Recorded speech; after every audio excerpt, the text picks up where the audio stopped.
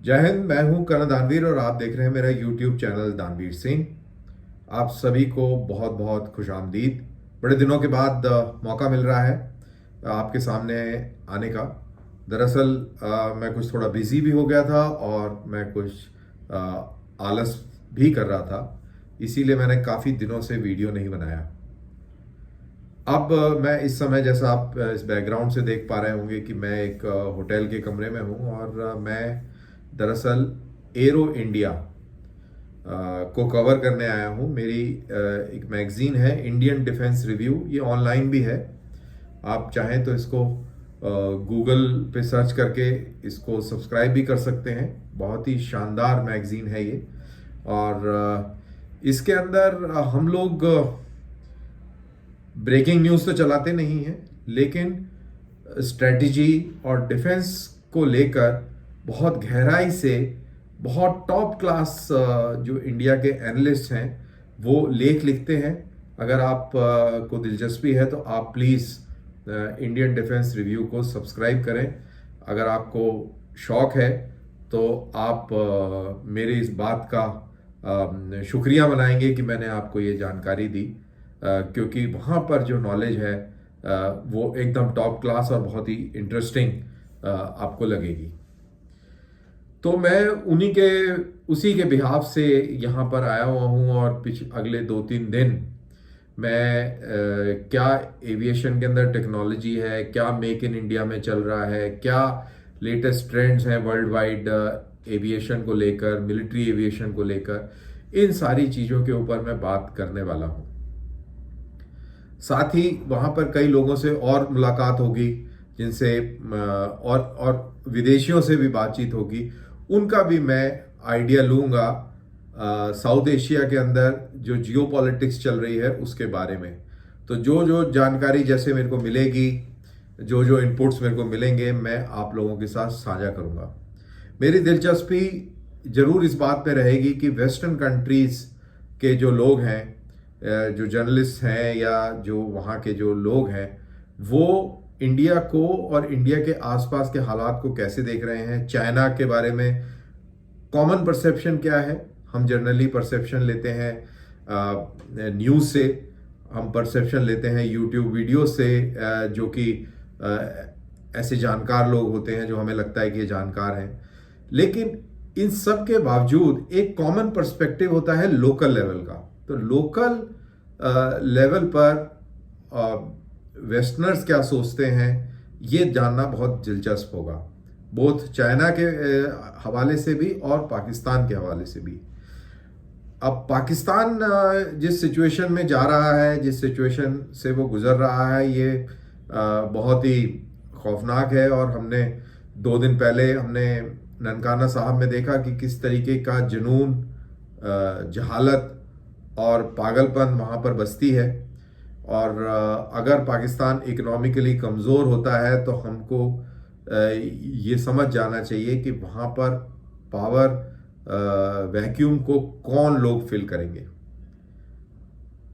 अभी कुछ रोज हुए, कुछ दिनों से टीटीपी भी शांत है। ये भी बड़ी दिलचस्प बात है कि भाई जैसे जैसे आईएमएफ की कहानी आगे चल रही है, और अभी वो 4 दिन का लारा और लगा दिया है उन्होंने कि 4 दिन के बाद वो पैसे रिलीज करेंगे। आप नोटिस करें कि टीटीपी भी थोड़ा सा शांत है। तो वो क्यों शांत है, ऐसा क्या हो रहा है? क्या वो भी तवक्को कर रहे हैं कि कुछ पैसा मिलेगा?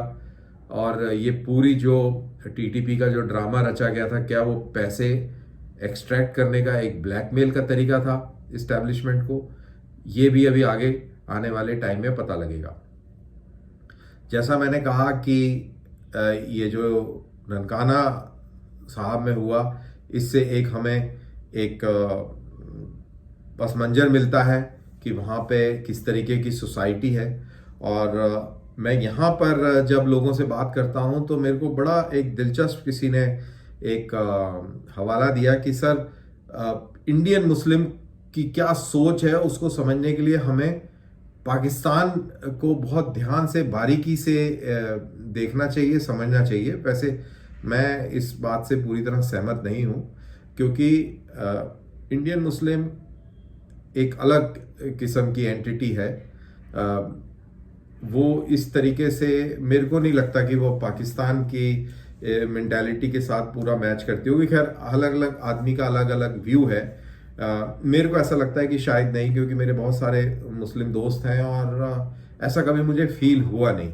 लेकिन अगले ने जब ये कहा कि हमें पाकिस्तान के ऊपर नज़र रखनी चाहिए अगर हमें इंडिया के मुसलमानों के बारे में समझना है, और उसने ये कहा कि आप एक चीज़ से अंदाज़ा लगाइए कि कैसे कॉमन, जब मैंने कहा कि नहीं नहीं यार ये कॉमन नहीं हो सकता, हमारे मुसलमान वैसे नहीं सोचते जैसे कि उनकी वो लोग सोचते, कहते कि सर आप सिर्फ एक चीज़ देखिए, आप पाकिस्तानी मीडिया में नरेंद्र मोदी के खिलाफ जो बातें होती हैं वो पकड़िए, और जो हमारे यहाँ पर जो इंडियन मुस्लिम नरेंद्र मोदी के खिलाफ बातें करते हैं आप वो समझिए, और दोनों को आप आमने सामने रखेंगे तो आपको वो चीज़ कॉमन लगेगी। तो मेरा ये तर्क उनके साथ ये था कि भाई मुस्लिम्स को लगता है कि गुजरात में जो उनके साथ हुआ वो बहुत ही ख़राब हुआ, और ऐसा ऐसा परसेप्शन बन चुका है, ऐसा परसेप्शन बना दिया गया है कि वहाँ पर जो भी कोई कार्रवाई हुई वो स्टेट स्पॉन्सर्ड थी।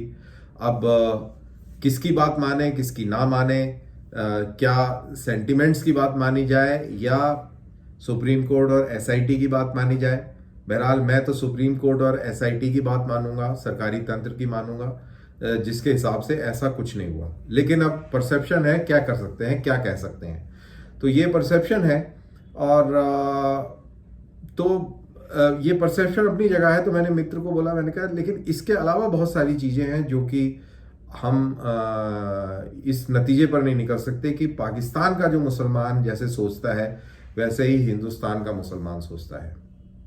और मैंने उसको उदाहरण दिया, मैंने उसको एक उदाहरण दिया कि मैं जब काफ़ी अरसे पहले दुबई गया तो वहाँ पर एक पाकिस्तानी, क्योंकि नेचुरली वो उसका लिबास वैसा था और टोपी जो लगाई हुई थी वो मेरी कॉमन नॉलेज के हिसाब से वो सिंध का था, और उनकी जो सलवारें भी होती हैं वो खूब बड़े घेर की होती हैं। तो मेरे को लग तो रहा था कि ये पंजाबी नहीं है और वो है, तो वो ऐसे ही साथ में खड़ा हुआ था और उसने बातचीत शुरू कर दी कि आप कहाँ के हैं सर, ये वो। और फिर बातों बातों में जब मैंने उससे पूछा कि भाई आप कहाँ के हैं, पाकिस्तान के हैं, तो उसने बोला कि मैं सिंध का हूँ। मैंने फिर से पूछा कि तो पाकिस्तान के हुए ना फिर आप? कहते हाँ जी हम सिंध के हैं, सिंध के हैं। तो he was very very categoric in saying कि मैं पाकिस्तान का बेसिकली नहीं हूँ, मैं सिंध का हूँ। तो वो एक उसमें सिंधी एक नेशनलिज्म की झलक मुझे मिली। तो मैंने अपने यही दोस्त को बोला, मैंने कहा अब एक सिंधी मुसलमान भी है जो कि पाकिस्तानी है, क्या उसकी सोच पंजाबी मुसलमान की तरह मिलती है? क्या वहाँ भी ये रवैया आप कह सकते हैं कि?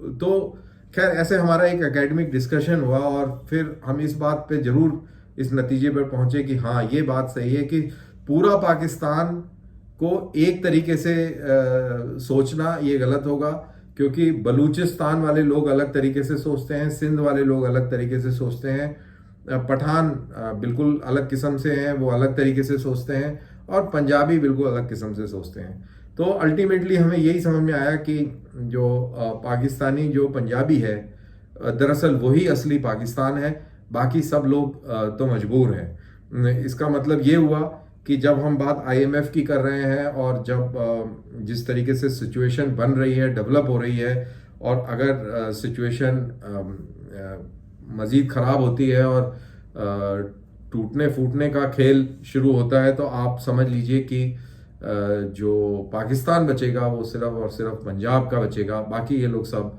अलहदा हो जाएंगे, क्योंकि उन लोगों की सोच वगैरह, थिंकिंग और इस्लाम की तरफ नज़रिया ये सब, और इंडिया की तरफ नज़रिया ये सब बिल्कुल डिफरेंट है।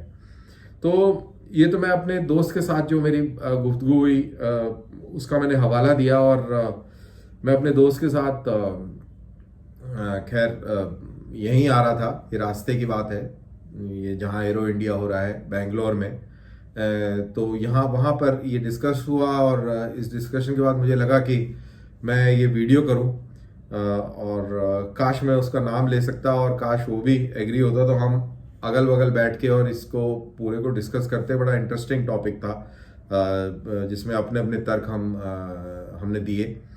बहरहाल तो कोई भी बात बगैर पाकिस्तान की करे मुकम्मल नहीं होती। एरो इंडिया की बात करते शुरू करी और आते आते वो पाकिस्तान पर आके टिक गई, क्योंकि यही एक बड़ा पेट फेवरेट टॉपिक है। इसके बगैर मज़ा भी नहीं आता है। मतलब कि आप बगैर प्याज और लहसुन और अदरक के आप कोई सब्जी या कोई दाल या कोई कुछ रेसिपी बनाए तो वो मज़ा नहीं आता है। तो ये ज़रूरी है कि पाकिस्तान का तड़का उस चीज़ में ज़रूर लगे। बहरहाल कोशिश करेंगे कि अब जो एरो इंडिया से जो टेक्निकल और मिलिट्री बातें करेंगे, वहाँ पर हम पाकिस्तान का जिक्र इस तरीके से ना करें जैसे हम कर रहे हैं। लेकिन हाँ, ऑब्वियसली वहाँ पे होगा एज अ दुश्मन मुल्क की हमारा जो इक्विपमेंट है, हमारा ये है, हमारा वो है, वो कितना कारगर है, और वो सारी चीज़ें ज़रूर होंगी। तो आप लोग ज़रूर इंतज़ार करिए और लगे हाथ गूगल पे सर्च करके और इंडियन डिफेंस रिव्यू को जरूर सब्सक्राइब कर लीजिए और उसके आर्टिकल पढ़ा करिए। आपके आपके बहुत काम के होंगे, क्योंकि मैं ये मानता हूँ कि मेरा जो सब्सक्राइबर है यूट्यूब का, वो जनरली डिफेंस रिलेटेड मैटर्स में इंटरेस्ट रखता है, पाकिस्तान में इंटरेस्ट रखता है। तो उन सबको वो बहुत उसमें दिलचस्पी आएगी, बहुत मज़ा आएगा। तो बहरहाल कल का इंतज़ार करते हैं, कल मुलाकात करते हैं। मुझे दीजिए इजाज़त। जय हिंद।